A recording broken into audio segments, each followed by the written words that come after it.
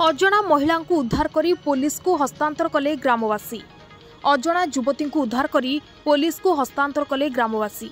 तेबे आज गजपति जिला मोहना थाना अंतर्गत लबारसिंह यात्री विश्रामगार ठारे सकाळ ठारू एक अजणा महिला जी कि किछि कथा कहि पारु नथिबा बेले कोनोसी भाषा मध्य बुझी पारु नथिला।